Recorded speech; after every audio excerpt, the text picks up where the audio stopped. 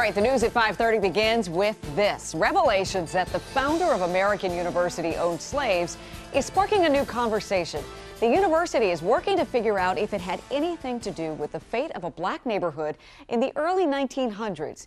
Reno City was a community made up mostly of former slaves following the Civil War. WUSA 9's Michael Quander broke this story yesterday. He's here in the studio tonight. And Mike, what have you learned? Yeah, well, Leslie, Reno City was about 52 acres of land just north of Tennleytown, right here in northwest Washington. Imagine it being about a little less than the size of 50 football fields. It was a place where many African Americans made lives for themselves after slavery. And well, that was until developers and the government came in and knocked it down.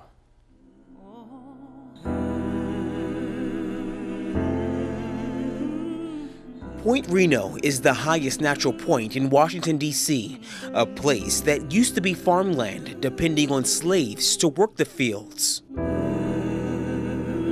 The Union Army seized the property during the Civil War in 1861 and turned it into a fort and lookout point.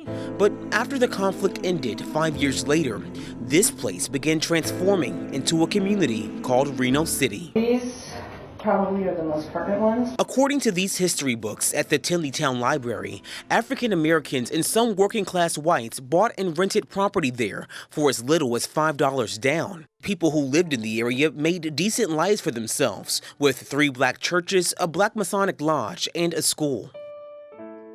But as middle-class white people moved into the homes in nearby Tennleytown, federal planners seemed to have their eyes on Reno City. The feds put in schools, a park, and reservoirs. By the 1950s, the government condemned and tore down many of the homes in Reno City, and that was the end of the 80-year-old community and everything they built. Yeah, now a student op-ed article drew conclusions that the founding of American University in 1893 attracted developers to Tennleytown, which may have been the beginning of the end of Reno City. But we didn't find anything that suggested that exactly. But after learning the founder of AU inherited slaves, the university created a panel to do research on the school's history, and this is just one of the things that they'll be looking to get clarity on. Michael Quander, WUSA 9. Yeah, Michael, it's a busy week for American University. It's set to inaugurate its first female president tomorrow. Sylvia Burwell is the former Health and Human Services Secretary, and she will serve as the college's 15th president.